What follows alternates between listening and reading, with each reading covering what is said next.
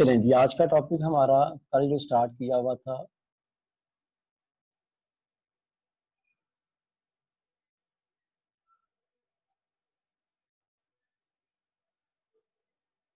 Kinetic energy and potential energy.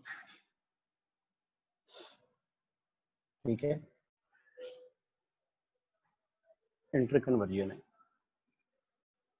Last time हम लोगों ने काफी डिटेल में बात की थी वर्क एनर्जी पे, क्या क्या सिनेरियो था इनके, कैसे चेंजेस आती हैं, क्या बिहेवियर होता है। हम लोगों ने बड़ी डिटेल से इस चीज को डिस्कस किया।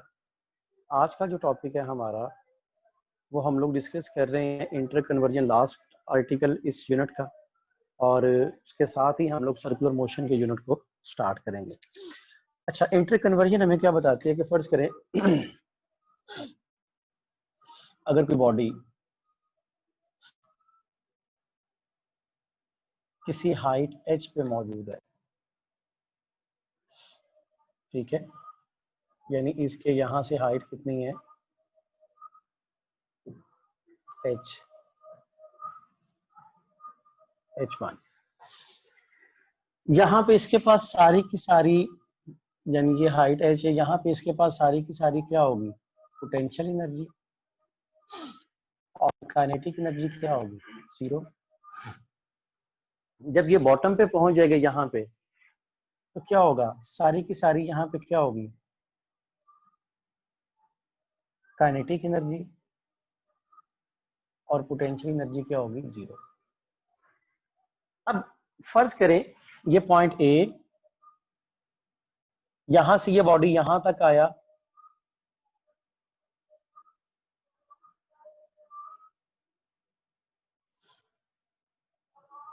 यहां से यहां तक ये हाइट होगी इसकी कितनी,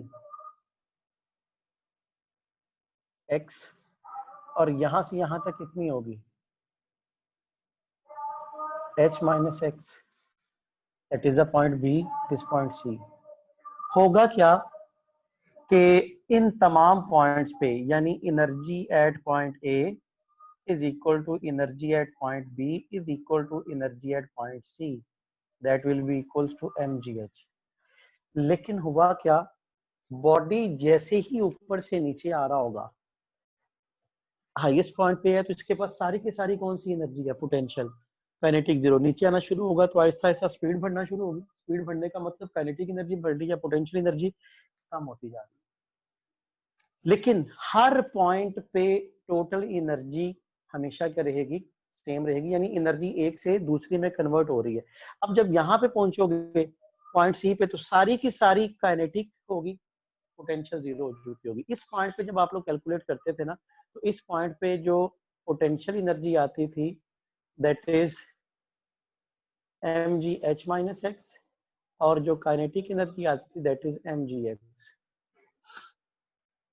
यानी एनर्जी एक फॉर्म से दूसरी फॉर्म में कन्वर्ट हो रही है, लेकिन जो होल अमाउंट है एनर्जी की वो हमेशा सेम रहा करती थी। इसी तरह जब हम लोग बात करते थे मोशन के हवाले से, तो ऑब्जेक्ट यहाँ पे मौजूद है,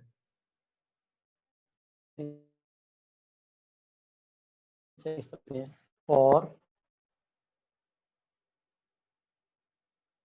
वर्टिकली, सर जी व्हाइट बोर्ड थोड़ा सा ब्लर है। Vertically downward motion. Board clear नजर आ रहा है आप लोगों को सारों को?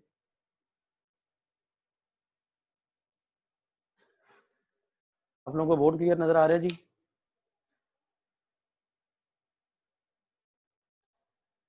ठीक है जी, क्लियर है। वर्टिकली डाउन मोशन में क्या होता है, बॉडी जब ऊपर से नीचे आ रहा होता है तो इसकी पोटेंशियल एनर्जी में कमी आ रही होती है और इसकी काइनेटिक एनर्जी में इजाफा हो रहा होता है, यानी gain in kinetic energy equals to over 2m v2 square minus v1 square equals to mgh minus h2। ठीक है, और इसी तरह अगर आप लोग बात करो for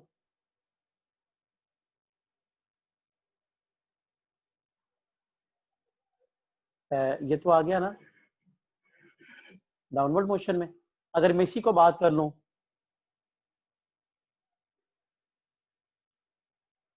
in the presence of air friction,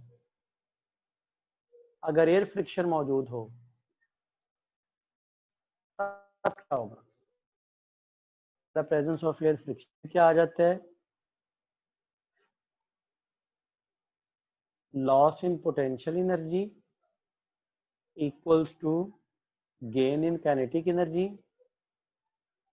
plus work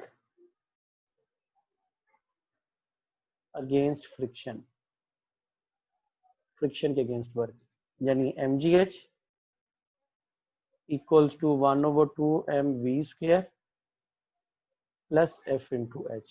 f frictional force और h वो डिस्टेंस तक फ्रिक्शनल फोर्स में एक्ट करना है। अच्छा, अगर लेके चलूं किसी, ये तो था वर्टिकली डाउनवर्ड मोशन, अगर होता for vertically upward motion,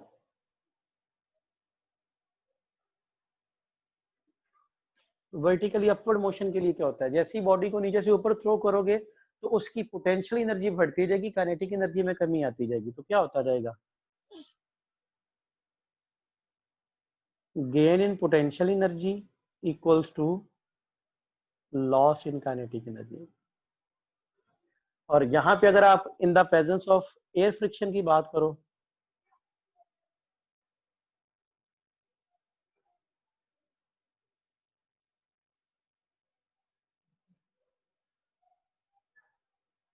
in the presence of air friction, तो क्या चीज आ जाएगी?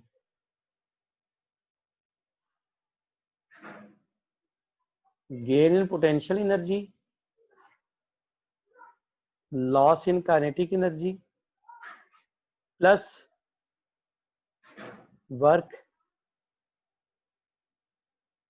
बल्कि इस तरह आएगा, loss in kinetic energy equals to gain in potential energy plus work against friction. ठीक है जी, इसी तरह देख लीजिएगा, इसका स्क्रीनशॉट ले लीजिएगा, एक दो एमसीक्यूज करवा रहा हूं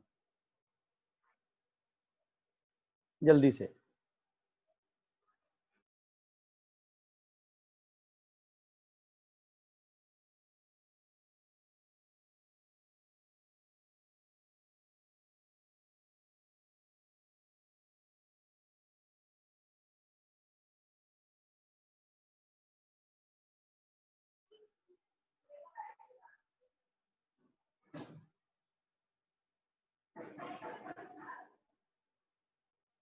जी क्लियर हो गया?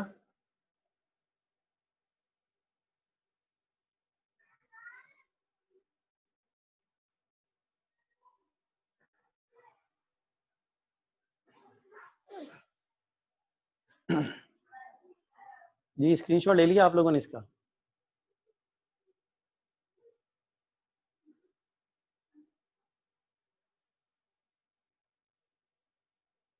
क्लियर है जी? रिस्पॉन्ड कीजिएगा, बोलिएगा। चले, एक दो एमसीक्यूज लिखवा रहा हूँ जी।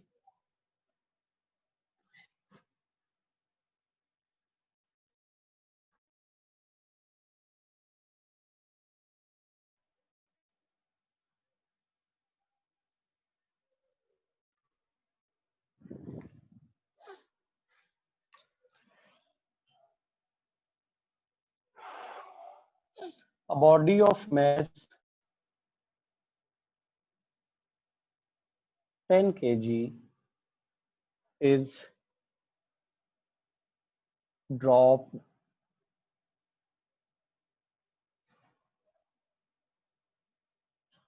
from a height of 10 meter.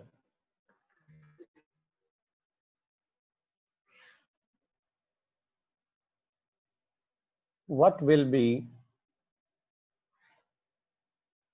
its speed at 5 meter above the ground.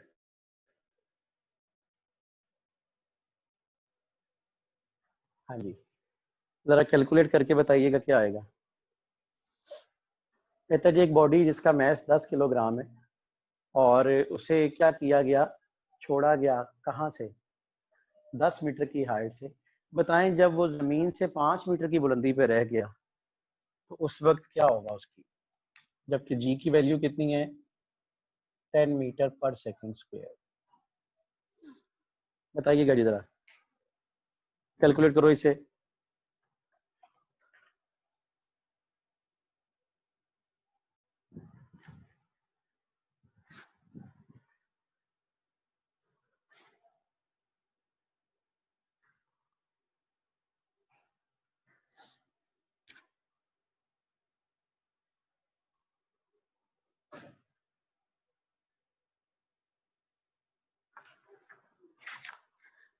Sir, 100 meter per second. 100 metre पर सेकंड आएगा। चलिए सॉल्व करके देखते हैं इसे जरा। अब इसका सोल्यूशन देखिएगा जरा, वो क्या होगा। वो कहते हैं ये टोटल हाइट है, ये जमीन है, यहाँ पे ऑब्जेक्ट था, ये टोटल हाइट है h1 कितनी, 10 मीटर। कहता है जब वो जमीन से रह गया कितनी बुलंदी पे, 5 मीटर, h2 कितना आ गया, 5 मीटर। ये फासला कितना होगा, h1 माइनस h2, 5 मीटर आ गया। अब आपको पता है ऊपर से जब नीचे आएगा तो पोटेंशियल एनर्जी में कमी आनी है, काइनेटिक एनर्जी में इजाफा होना है। तो आपने स्पीड मालूम करनी है, तो क्या आ जाएगा, gain in kinetic energy, loss in potential energy. Kinetic energy में गेन 1/2m क्या बन जाएगा, 1/2 into m vf square minus vi square, या v2 square minus v1 square, और mg h1 minus h2। mm से कैंसिल, 2 मल्टीप्लाई होगा। अब इस पॉइंट पे मालूम करनी है, जब बॉडी ऊपर से नीचे आता है तो इनिशियल वेलोसिटी हमेशा 0 होती है। 2 इंटू 10 और ये भी कितना है 5, v2 square equals to 10 square and v2 equal to 10 metre. ठीक है, तो आंसर 10 मीटर पर सेकंड। इसका मतलब है यहाँ पे जब पहुंचेगा तो इसकी वेलोसिटी कितनी होगी, 10 मीटर पर सेकंड। अच्छा, इसी क्वेश्चन को अगर मॉडिफाई किया जाता और वो क्वेश्चन ऐसे आपसे पूछा जाता, what will be its speed की जगह पे काइनेटिक एनर्जी पूछ लिया जाता, what will be its kinetic energy at 5 metre above the ground, फिर क्या हो जाना था। अब काइनेटिक एनर्जी क्या आ जानी थी, जितनी काइनेटिक एनर्जी, यानी kinetic energy gain in kinetic energy,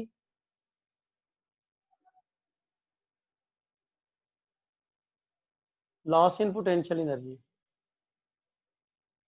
दो तरीके हैं इसे सॉल्व करने के, एक तो इस फार्मूला से कर लो, और ये आ जाना था M G h1 minus h2 m10 g10, और ये कितना आ गया 5, कितना आ गया 500। एक तो ये तरीका था, और दूसरा तरीका ये था कि आपने वेलोसिटी तो इस पॉइंट पे निकाल ली हुई है, 1/2 mv स्क्वायर वाला फार्मूला अप्लाई कर देना था, तो इस पॉइंट पे आपके पास काइनेटिक एनर्जी आ जाए। ये दो तरह से क्वेश्चन पूछा जा सकता है आपसे, समझ आ गई बात की, क्लियर हो गया।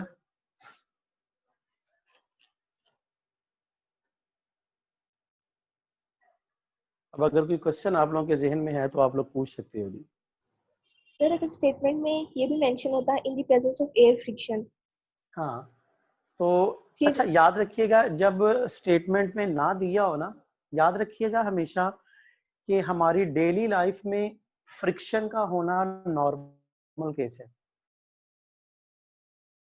फ्रिक्शन का ना होना स्पेशल केस है। हमारी डेली लाइफ में, रूटीन में। लेकिन जब आप स्टडी कर रहे होते हो तो स्टडी में फ्रिक्शन का ना होना नॉर्मल केस है और फ्रिक्शन का होना स्पेशल केस है। और अगर फ्रिक्शन मौजूद है तो फिर उसने बताया होगा कि इतनी फोर्स है फ्रिक्शन की, इतने डिस्टेंस तक अमल कर रही है, उसकी इंफॉर्मेशन होगी। फिर आप वो फार्मूला लगाओगे, वो ऊपर से नीचे आ रहे हैं ना, loss in potential energy equals to gain in kinetic energy plus work against friction, फिर वो फार्मूला लगेगा। ठीक है,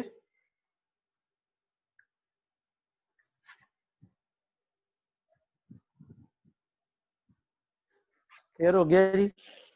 तो ये हमारा जो रिमेनिंग पोर्शन था इसका, कल जो स्टार्ट किया हुआ था unit number 3 work power and energy का, वो कंप्लीट हो गया। अब आप इसके एमसीक्यूज लाजमी सॉल्व कीजिएगा। ठीक है, वो यूनिट दिया हुआ कि मैं 100-125 के करीब एमसीक्यूज दिए हुए, लाजमी से सॉल्व कीजिएगा। अभी हम लोग स्टार्ट कर रहे हैं किसे, सर्कुलर मोशन के आर्टिकल को। ठीक है, इसका स्क्रीनशॉट लेना तो ले लो जी।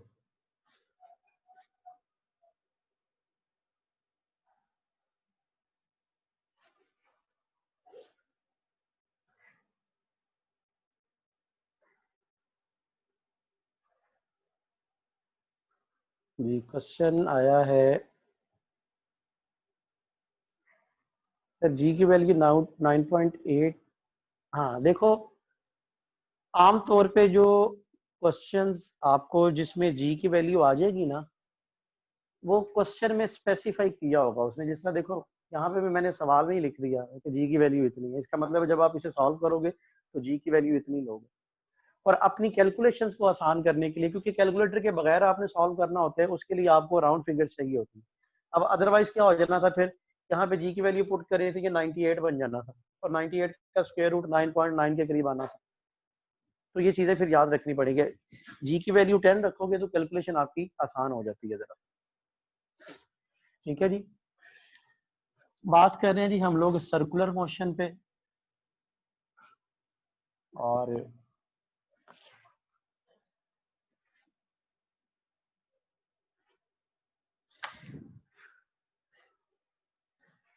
जब हम लोग डिस्कस कर रहे होते हैं ना सर्कुलर मोशन में, तो असल में सर्कुलर मोशन हमारे पास तो कुछ भी नहीं है, असल में टर्म होती है एंगुलर मोशन।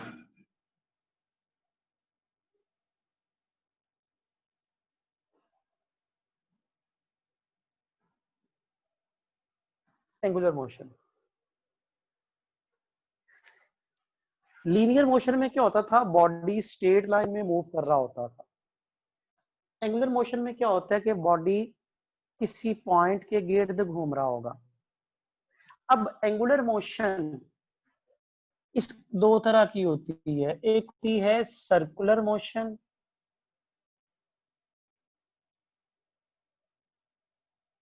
जिसे हम ऑर्बिटल मोशन भी कहते हैं, और दूसरी होती है रोटेशनल मोशन, जिसे हम लोग स्पिन मोशन भी कहते हैं। अब इन दोनों में डिफरेंस क्या है कि ऑर्बिटल मोशन या सर्कुलर मोशन में बॉडी जिस के गिर्द घूमना होता है, जिस पॉइंट के गिर्द बॉडी घूमता है, वो पॉइंट बॉडी का हिस्सा नहीं होता। समझ आई बात की? यानी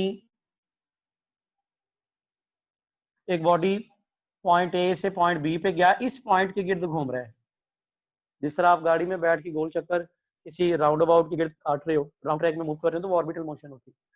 या स्पिन, जिस तरह जमीन, मसलन motion of earth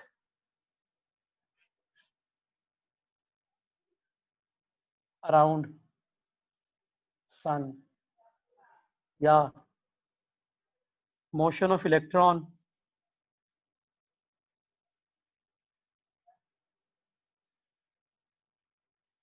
around nucleus. Rotational motion क्या होती है? इसमें बॉडी ने जिस पॉइंट के गिर्द घूमना होता है वो उस बॉडी का ही हिस्सा होता है। मसलन जिस पॉइंट के गिर्द बॉडी ने घूमना है वो पॉइंट उसी बॉडी का हिस्सा है, इसे स्पिन मोशन बोलते हैं। मसलन मोशन ऑफ फैन, पंखे की मोशन, फिर मोशन ऑफ अर्थ अबाउट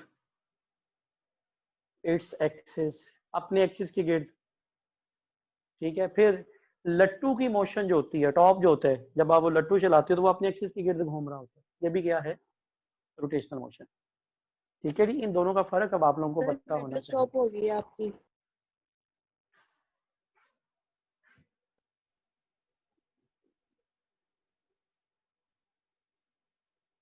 जी, आप लोगों को आवाज और बोर्ड क्लियर नजर आ रहा है?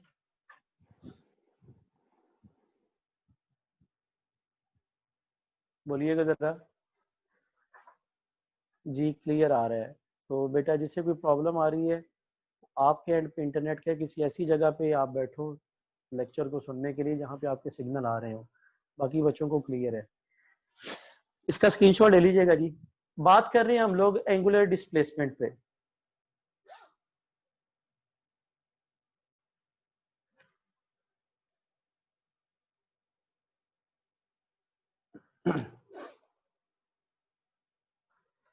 जी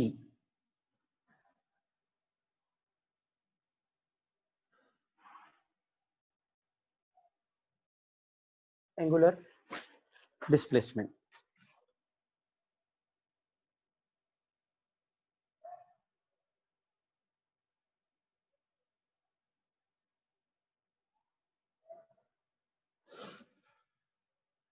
एंगुलर डिस्प्लेसमेंट की जब बात करते हैं जी सर जब जी बॉडी जी जब बॉडी सर्कल में मूव करेगी तो उसकी काइनेटिक एनर्जी या पोटेंशियल एनर्जी के बारे में क्या इंफॉर्मेशन मिलती है हमें? बेटा ये सारा कुछ डिस्कस करेंगे, आपकी ये आहिस्ता आहिस्ता टॉपिक आगे चलने दो। ये सारे पैरामीटर्स इसमें आएंगे। ठीक है, अभी मैं जब एक जनरल रिलेशन आपको या जनरल डिस्कशन करूंगा ना इसके रिजल्ट की, जब के कौन कौन से पैरामीटर्स वेरी करेंगे, वो सारी चीजें इसमें क्लियर हो जाएंगी। आप सिर्फ अभी मुझे थोड़ा सा आगे चलने दो। फर्ज करो कि एक बॉडी, अच्छा जब आप लोग लीनियर डिस्प्लेसमेंट को डिस्कस करते थे ना, तो फर्ज करो, मैं अभी दोनों का कंपैरिजन करके बताता हूँ आपको। फर्ज करो कि एक मैसलेस रॉड को लिया आपने और उसके एक एंड पे एक ऑब्जेक्ट लगाया हुआ है, ये पॉइंट, और वो किसी सर्कुलर पाथ पे घूम रहा है, मुसलसल घूमी जा रहा है, और जैसे ही ये इस पॉइंट पे पहुंचा, इसे नाम दिया P1 का। जहां से आप इसे ऑब्जर्व करना शुरू करोगे वो आपका स्टार्टिंग पॉइंट होगा। मूव करते करते जैसे ही वो यहां से यहां पे आया, जहां से ऑब्जर्व करना शुरू किया वो स्टार्टिंग पॉइंट, जहां तक आपने ऑब्जर्व किया वो इसका एंडिंग पॉइंट। यानी ये इसकी इनिशियल पोजीशन, ये इसकी फाइनल पोजीशन। ये बिल्कुल ऐसा ही है जैसा आप लोगों ने डिस्कस किया था कि जी ये सिचुएशन बन रही है, यहां से आपने ऑब्जर्व करना शुरू किया, ये पॉइंट ए स्टार्टिंग पॉइंट, यहां तक आपने ऑब्जर्व किया, ये आपका एंडिंग पॉइंट। इसी तरह ये तो बॉडी जब ट्रांसलेशनल मोशन में था, ये तो वो सिचुएशन है। लेकिन ये क्या है कि बॉडी जब किसी सर्कुलर पाथ पे मूव कर रहा है, जहां से आपने मूव ऑब्जर्व करना शुरू किया वो स्टार्टिंग पॉइंट, जहां तक ऑब्जर्व किया वो एंडिंग पॉइंट। जितना एंगल बना सेंटर के साथ, that angle is known as angular displacement.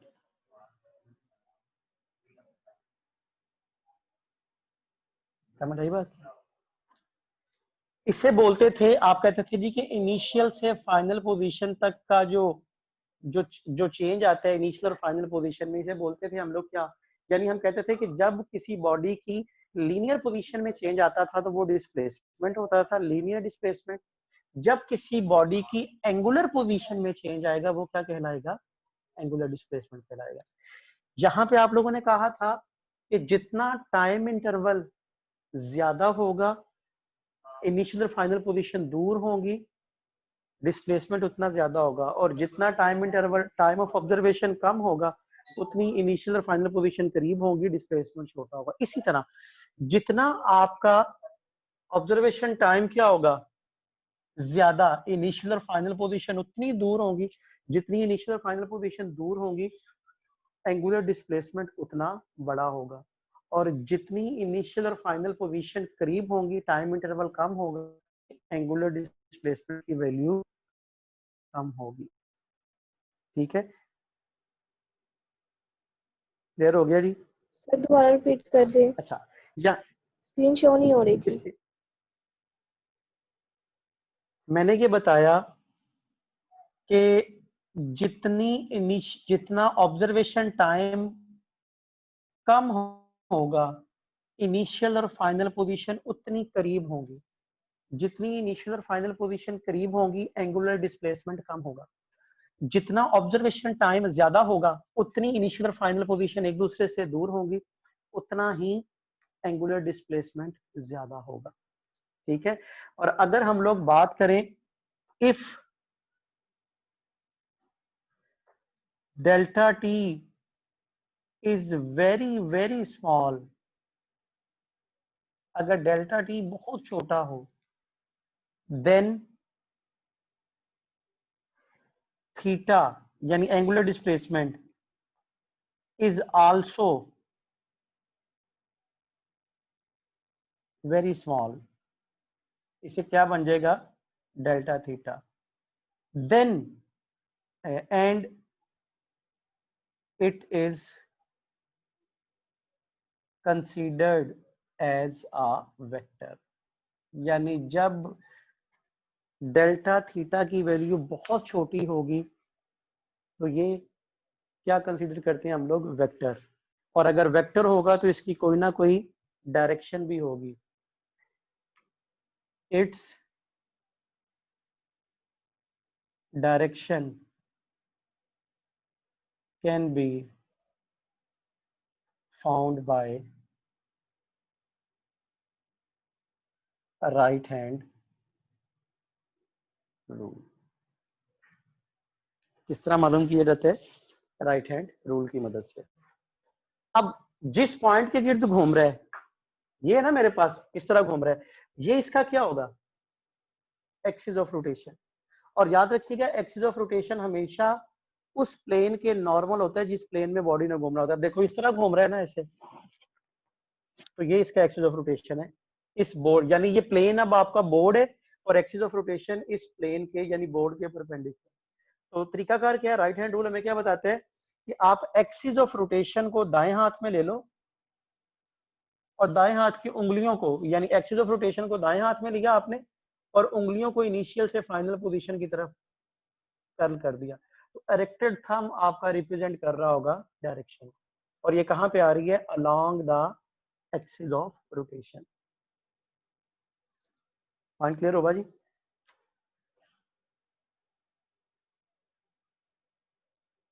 एक दो, its direction along is along the axis of rotation।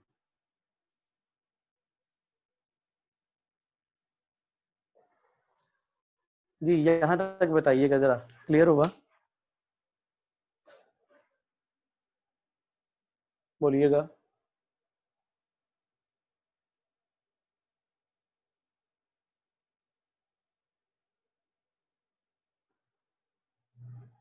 चलिए आगे जरा देखिएगा।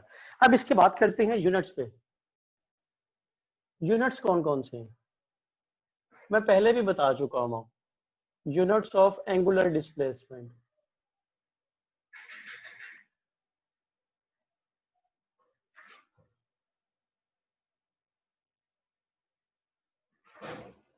नंबर 1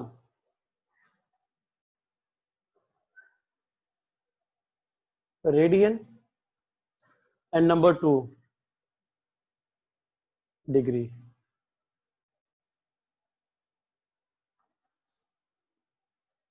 ठीक है, रेडियन में आप लोगों ने क्या पढ़ा था?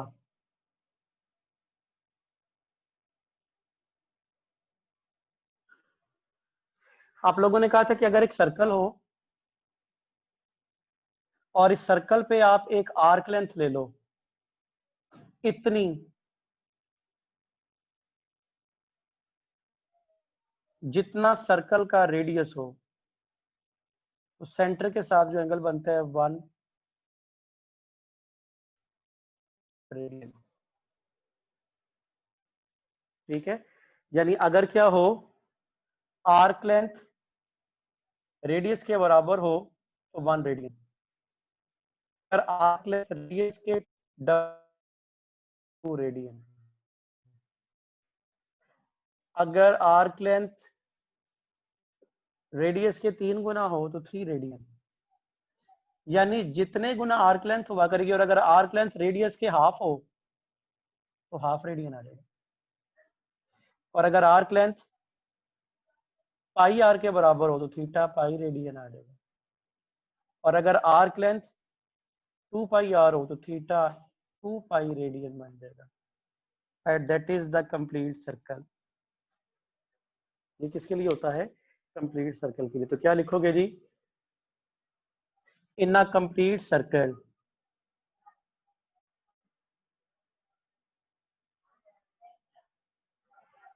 इन अ कंप्लीट सर्कल क्या आ जाएगा? Theta equals to 2 pi radian. Degree की बात करें तो डिग्री में आप लोगों ने पढ़ा हुआ है कि जी अगर एक सर्कल को 360 बराबर हिस्सों में तकसीम करो, आप कितने हिस्सों में? 360 बराबर हिस्सों में, तो एक हिस्सा जो सेंटर के साथ एंगल बना रहा होता है, यानी क्या करें, if a circle is cut into 360 equal parts,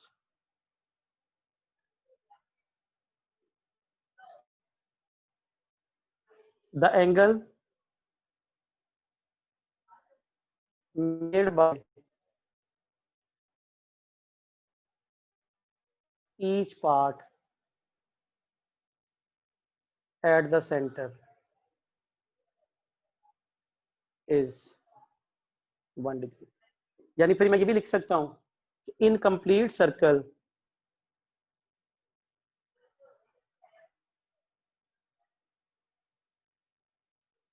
theta equals to 360 degree. Theta equals to 360 degree. इसका स्क्रीनशॉट ले लीजिएगा जी जरा।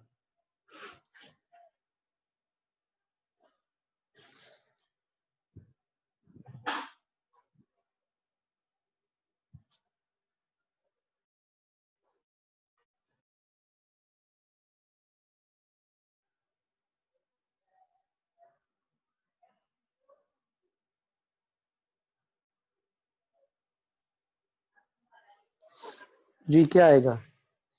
Theta equals to 360 degree. Next चलें जी आगे। स्क्रीनशॉट ले लिया इसका?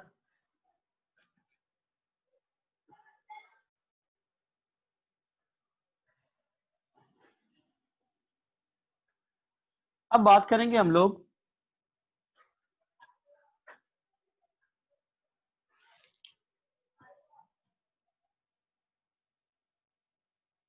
रिलेशन बिटवीन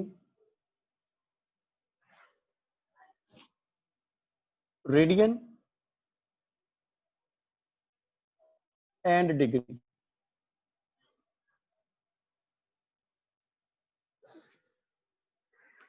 अब आपको पता है दोनों में ये बराबर देगा, यानी 2 रेडियन टू 360 डिग्री। तो 1 रेडियन किसके बराबर आ गया? 360 over 2 pi. That will be simplify करोगे ना तो 180 degree over pi that is 57.3 degree. इसका मतलब है radian is a bigger unit. और अगर आपने क्या करना हो, अगर देखिएगा, अगर आपने रेडियन से जाना है किस में, टेक्निक बन गई, अगर आप रेडियन से जाना चाह रहे हो डिग्री में, तो बड़ी आसान चीज है, जो वैल्यू दी हो उसे मल्टीप्लाई कर दो 180/पाई से। और इसी तरह अगर मैं बात करूं किस पे, कि 1 degree equals to 2 pi radian over 360, इसे सिंप्लीफाई करूंगा ना तो पाई ओवर 180 रेडियन, इसे करूंगा तो 0.0175 रेडियन आएगा। यानी अगर मैं डिग्री से रेडियन में जाना चाहूं तो बड़ी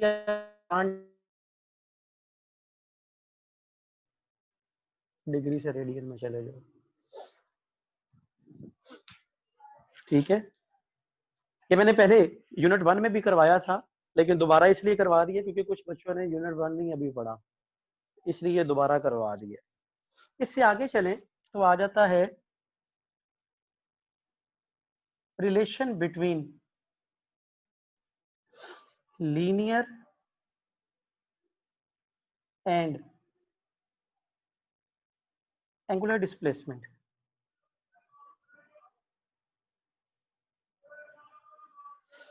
लीनियर और एंगुलर डिस्प्लेसमेंट के दरमियान रिलेशन क्या है, ये लिखा था हम लोगों ने, S equals to R theta, या इसे लिख सकते हो S equals to theta into are.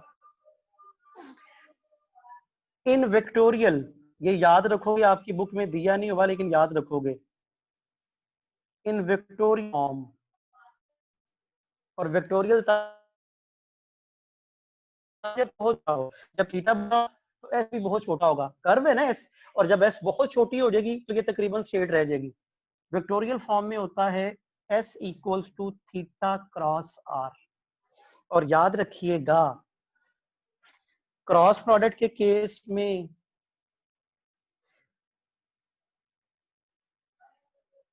S जो है वो थीटा के भी परपेंडिकुलर होगा और एस जो है वो आर के भी परपेंडिकुलर होगा।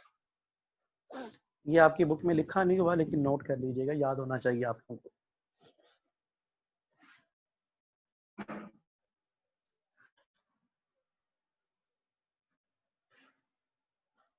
सर ये relation between radian and degree clear नहीं हुआ, प्लीज दोबारा बता दें।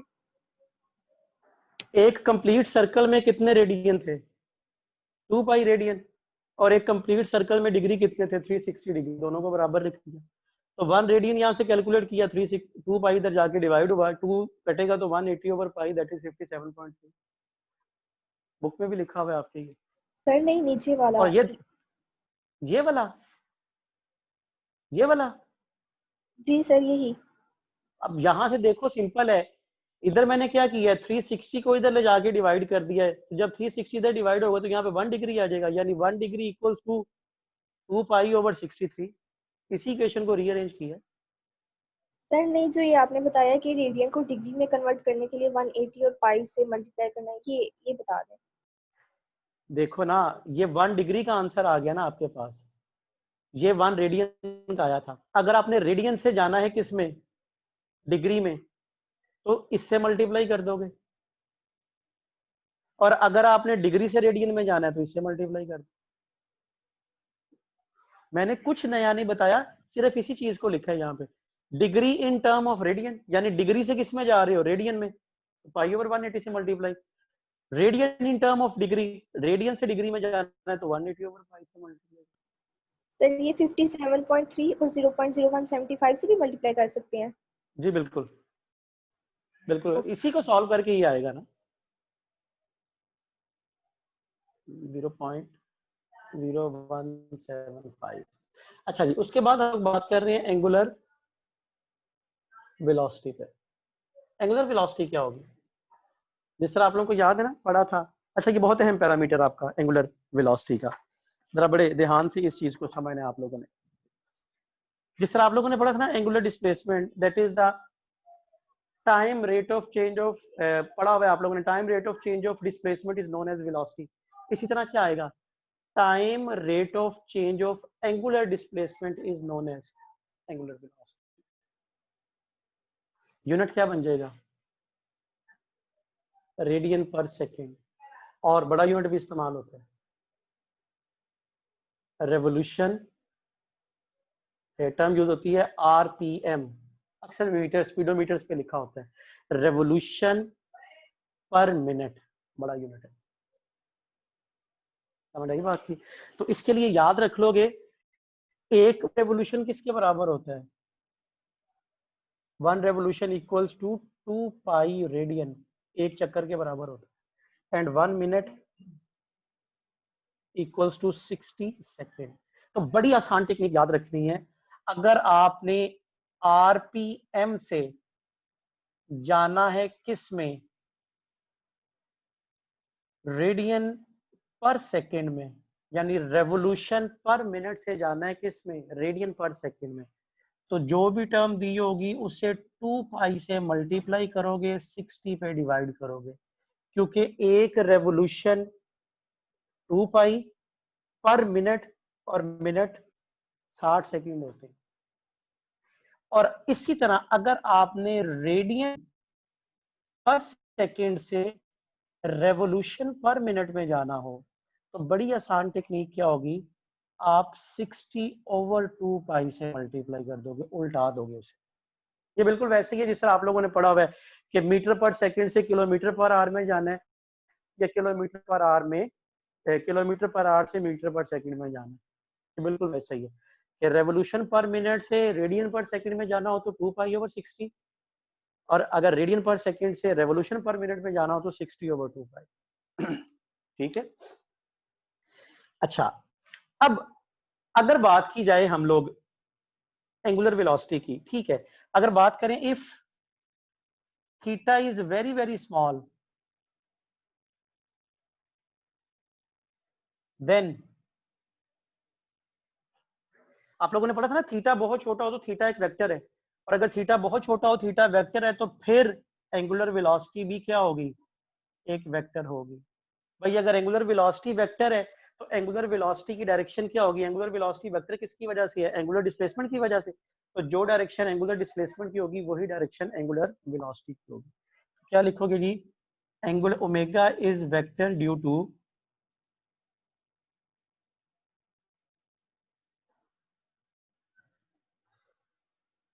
To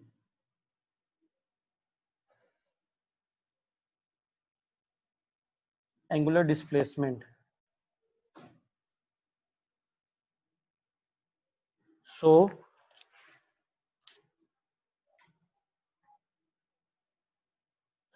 it has same direction as angular displacement, और वो कहां पे थी, along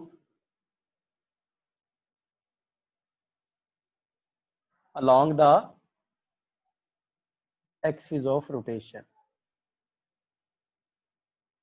इसका मतलब है एंगुलर डिस्प्लेसमेंट और एंगुलर वेलोसिटी दोनों की डायरेक्शन कहां पे आ गई, along the axis of rotation। ठीक है, कैसे मालूम की जाएगी जी, it can be determined by right hand rule।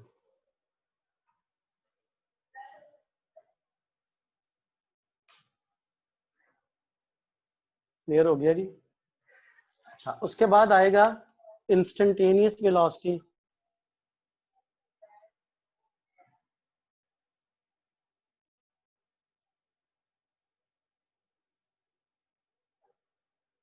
Instantaneous velocity आप लोगों ने पढ़ा हुआ है, delta theta over delta T, ये क्या होता है, एंगुलर वेलोसिटी। अगर लिमिट डेल्टा टी अप्रोच कर दिए जीरो को, तो फिर इसे नाम देते हैं instantaneous angular velocity. Limiting value. और अगर बात की जाए if body is moving with uniform angular velocity,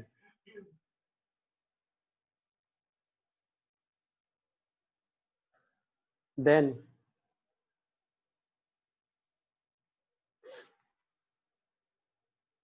instantaneous angular velocity is equal to average angular velocity। Instantaneous और एवरेज एंगुलर वेलोसिटीज क्या होती है, बराबर।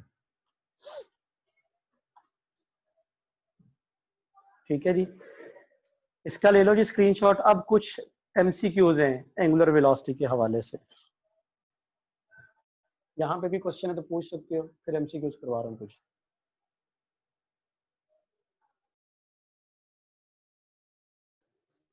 सर अगर थीटा बहुत छोटा हो फिर वेक्टर क्यों है, मतलब अगर बड़ा हो फिर क्यों नहीं वेक्टर?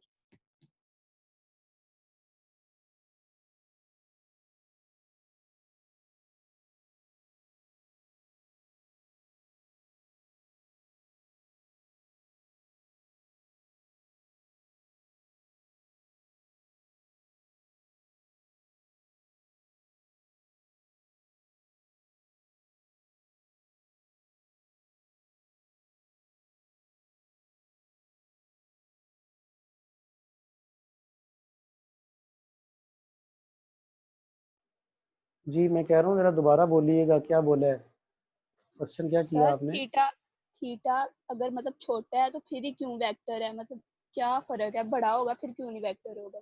ये आप लोग याद रख लोगे, बड़ा जब थीटा बहुत बड़ी वैल्यू होगी तो वो वेक्टर की प्रॉपर्टीज को फॉलो नहीं कर रहा होता, क्योंकि वेक्टर्स में आप लोगों ने पढ़ा हुआ कम्यूटेटिव लॉ होल्ड करता है, वेक्टर एडिशन इज कम्यूटेटिव। कुछ प्रॉपर्टीज हैं वेक्टर्स की, वो वेक्टर्स की प्रॉपर्टीज सिर्फ फॉलो ही तब होती है जब बहुत छोटा होगा, अगर बड़ा होगा तो उन प्रॉपर्टीज को फॉलो नहीं करेगा। जब प्रॉपर्टीज को फॉलो नहीं करेगा तो वो तो स्केलर कंसीडर होगा ना, फिर वो स्केलर के रूल्स को ओबे करना शुरू कर देगा। अभी सिर्फ इतना याद रख लो आप लोग। ठीक है sir. Sir average angular velocity vector है? हम लोग ना आमतौर पे जब एवरेज तब लेते हैं जब बड़ी बहुत ज्यादा रेवोल्यूशंस कंप्लीट हो रहे हो, और जब बहुत ज्यादा रेवोल्यूशंस कंप्लीट हो रहे हो तो फिर आमतौर पे हम उसे एवरेज कंसीडर नहीं किया करते, हम उनकी मैग्नीट्यूड को डील किया करते हैं। अब क्यों मैग्नीट्यूड को क्यों डील करना है, क्योंकि अंडरस्टूड है कुछ भी होगा ना, वेलोसिटी बढ़ रही होगी, वेलोसिटी कम हो रही होगी, उसकी डायरेक्शन हमेशा एक्सिस ऑफ रोटेशन के अलॉन्ग ही रहनी। इसका मतलब है डायरेक्शन तो कभी भी चेंज नहीं होनी। तो आप लोगों ने पढ़ा था कि अगर डायरेक्शन चेंज ना हो रही हो तो फिर हम उन्हें एज अ स्केलर ही ट्रीट कर रहे होते हैं, उन्हें वेक्टर कंसीडर नहीं कर रहे होते, यानी सारे पैरामीटर्स उन पे स्केलर वाले इंप्लीमेंट कर रहे होते हैं हम लोग। ठीक है, तो सर फिर हम इनको इक्वल कैसे कह सकते हैं, एक वेक्टर क्वांटिटी इनकी और एक स्केलर? इन नहीं, इनकी मैग्नीट्यूड को इक्वल कहा है मैंने देखो इनके ऊपर वेक्टर साइन नहीं डाला हुआ, इनकी मैग्नीट्यूड को, यानी किसी भी लम्हे मालूम करोगे या एवरेज मालूम कर लोगे, रिजल्ट दोनों का सेम आएगा। ठीक है, यस सर। ठीक है जी। नेक्स्ट आगे देखिएगा, कुछ एमसीक्यूज हैं जो आप लोगों को करवाने हैं और उन एमसीक्यूज को डिस्कस करना लाजमी है जरा। सर ये एवरेज क्या क्या हुआ है? सर ये एवरेज एंगुलर वेलोसिटी भी वेक्टर होती है क्या? मैंने अभी इसका आंसर दिया, मैंने आप लोगों को, मैंने ये कहा है कि यहाँ पे हमने इनकी मैग्नीट्यूड को डील किया है। क्यों? चैप्टर नंबर 3 में भी मैंने आप लोगों को पढ़ाया था, वो मोशन एंड फोर्स वाले टॉपिक में, कि अगर डायरेक्शन चेंज ना हो रही हो लंबे टाइम इंटरवल तक तो फिर हम उन्हें स्केलर मैनिपुलेट कर रहे होते हैं। तो एंगुलर डिस्प्लेसमेंट, वेलोसिटी चाहे बड़ी हो चाहे कम हो रही हो, वेलोसिटी की डायरेक्शन हमेशा कहाँ पे रहनी है, along the axis of rotation. जब डायरेक्शन हमेशा along the axis of rotation रहनी है तो इसका मतलब है कि फिर हम इस पे स्केलर वाले रूल इंप्लीमेंट कर देंगे, क्योंकि डायरेक्शन तो कभी भी चेंज नहीं होनी, सिर्फ मैग्नीट्यूड में चेंज की वजह से आएगा। तो यहाँ पे मैंने सिर्फ इनकी मैग्नीट्यूड लिख दिया है कि अगर बॉडी क्या हो रहा हो, यूनिफॉर्म एंगुलर वेलोसिटी से मूव कर रहा होगा तो उसकी इंस्टेंटेनियस और एवरेज वेलोसिटी की मैग्नीट्यूड सेम रहेगी। सर ठीक है सर लेकिन जी। ये होंगे वेक्टर ही ना? अब बेटा बार बार आपसे कह रहा हूं कि आप इनकी मैग्नीट्यूड को डील करोगे, सिर्फ मैग्नीट्यूड को डील करोगे।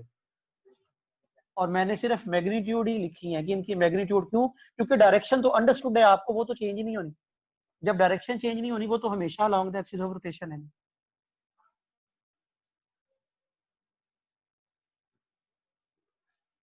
चले एमसीक्यूज देखिएगा जी।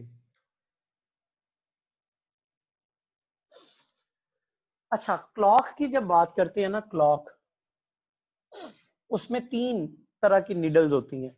एक होती है और हैंड, हैंड बोलते हैं नीडल को। एक होती है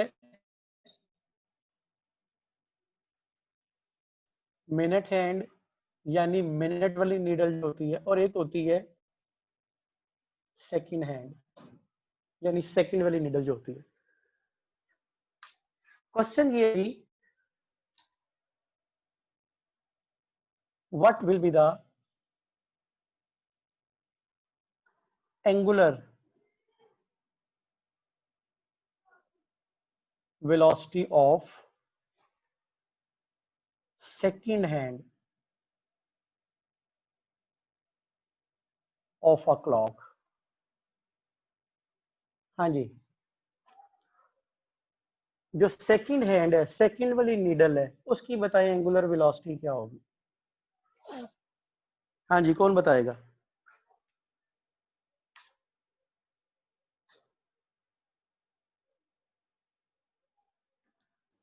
पाई/30 रेडियन पर सेकंड।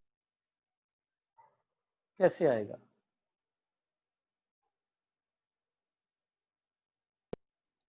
पाई/30 कैसे टाइम आएगा? टाइम उसको 60 सेकंड्स लगते हैं और 2 पाई आर का वो डिस्टेंस कवर करती है। देखो एंगुलर वेलोसिटी नहीं, 2 पाई आर नहीं आएगा। आर अगर होगा तो वो रेडियस की बात कर रहे हो। आपके पास एंगुलर वेलोसिटी का फार्मूला θ/t। वो जो सेकंड वाली नीडल है वो कितनी देर में एक चक्कर पूरा करती है? एक चक्कर पूरा हो तो 1 मिनट गुजरता है, 60 सेकंड, और एक चक्कर पूरा होने में 2 पाई रेडियन एंगल कवर होता है। और टाइम कितना लग गया? 60। इसका मतलब कितना आ गया? पाई/30, यानी ओमेगा एस सेकंड कह दिया, पाई/30। इसी तरह आपसे पूछा जाता, अगर ये सेकंड की जगह होता मिनट, तो फिर क्या आना था? हाँ जी, अगर सेकंड की जगह मिनट होता तो फिर क्या आना था? 2 पाई। मिनट वाली नीडल जो है उसने अपना एक चक्कर पूरा करना होता है कितनी देर में? 1 घंटे में। क्योंकि वो मिनट वाली नीडल 12 से चल के 12 पे आएगी तो 1 घंटा गुजर चुका होता है। यानी ये कितना आ गया? 1 घंटा। तो 60 × 60 कट के कितना आ गया?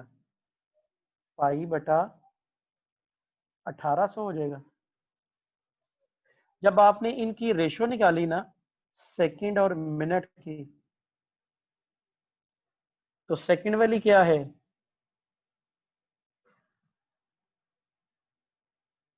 पाई/30,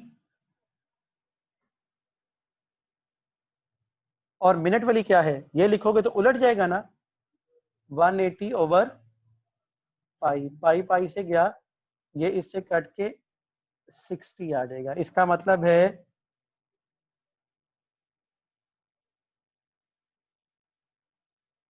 यानी जो मिनट वाली जो नीडल है, जरा गौर से देखिएगा, जो मिनट वाली नीडल है, ये मिनट वाली नीडल आ गई, ये सेकंड। इसका मतलब है सेकंड वाली नीडल जो होगी उसकी एंगुलर स्पीड मिनट वाली नीडल की एंगुलर स्पीड से 60 गुना ज्यादा है। यानी जितनी देर में मिनट वाली ने एक चक्कर पूरा करना है, उतनी देर में सेकंड वाली नीडल 60 चक्कर पूरे कर चुकी होगी। और 60 चक्कर पूरे करने का मतलब 60 मिनट, और 60 मिनट 1 घंटा होता है। इसका मतलब है सेकंड हैंड जो होगा उसकी घूमने की स्पीड मिनट हैंड से 60 गुना ज्यादा होगी। और इसी तरह अगर ये होता आर हैंड, तो फिर आर हैंड के लिए क्या आना था?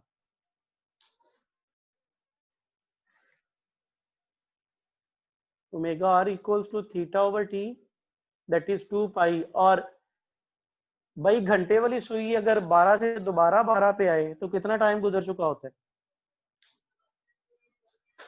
जी? घंटे वाली नीडल 12 से चल के दोबारा 12 पे आ जाए, 12 घंटे गुजर चुके होते हैं। तो 12 घंटे का मतलब 12 ज़रब 3600, यानी पाई बटा 6 ज़रब 3600। और अगर आप इनका रिलेशन निकालो, किसका, ओमेगा एस यानी सेकंड और घंटे वाली सुई का, तो सेकंड कितनी है 30 और घंटे वाली कितनी है 6 इंटू 360 ओवर पाई। सिंप्लीफाई करोगे सिंपली आ जाएगा।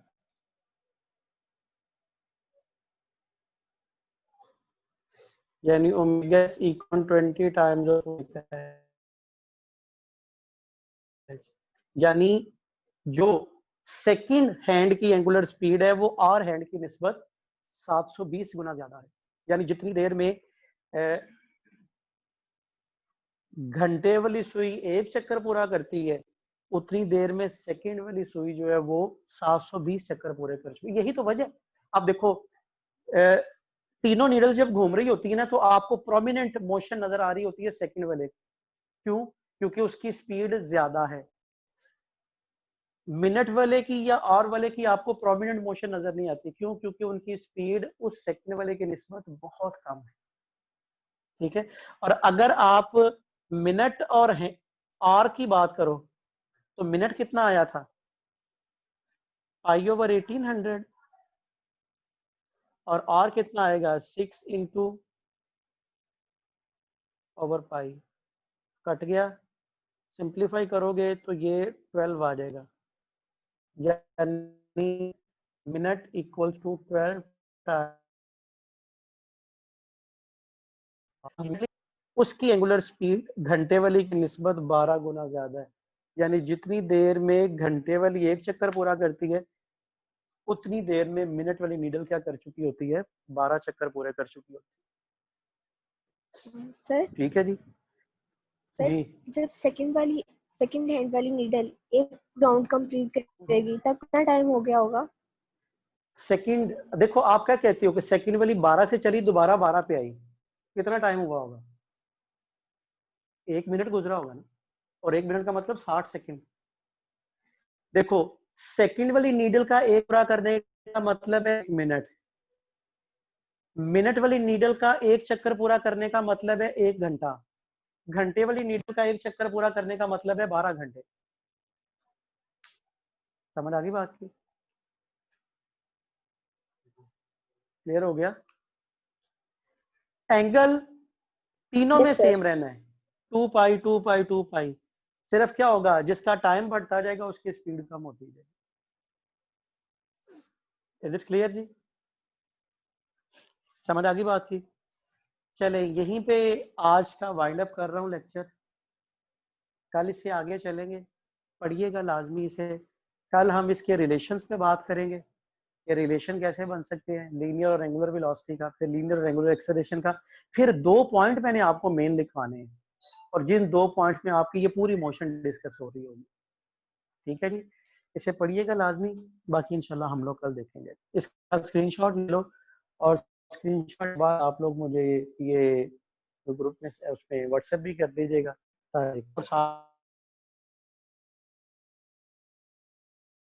ले लो और क्वेश्चन सॉल्व करो, प्रैक्टिस करो। आप यूनिट है ना, unit number work energy power और ये वाला यूनिट क्या नाम सर्कुलर मोशन, इन दोनों का कंबाइंड टेस्ट होना है। और जब कंबाइंड टेस्ट होना है तो इसका मतलब है दोनों यूनिट में से टेस्ट बनेगा। लेकिन अगर आप बुक में देखो तो हर यूनिट के कमोबेश 120 130 के करीब एमसीक्यूज दिए होंगे। आप लोग इन्हें सॉल्व करो ताकि आप लोग की प्रैक्टिस हो, पेपर ज्यादा बेहतर अंदाज से टेक्निक से अटेम्प्ट कर सकोगे आप लोग। ठीक है जी। बाकी इंशाल्लाह मैंने कल भी बताया था जी, आप तक पहुंच जाएगी जी ये दुख्तर इकबाल, आप तक बुक पहुंच जाएगी एक आधे दिन में ना। तो बाकी जो है वो आप लोग पढ़ो इसी अच्छी तरह। बाकी इंशाल्लाह कल डिस्कस करेंगे हम लोग। इसका स्क्रीनशॉट ले लीजिएगा और मुझे जो है वो सेंड कर दीजिएगा ताकि मैं ग्रुप में शेयर कर दूँ। ठीक है जी, ओके जी, अल्लाह हाफिज़।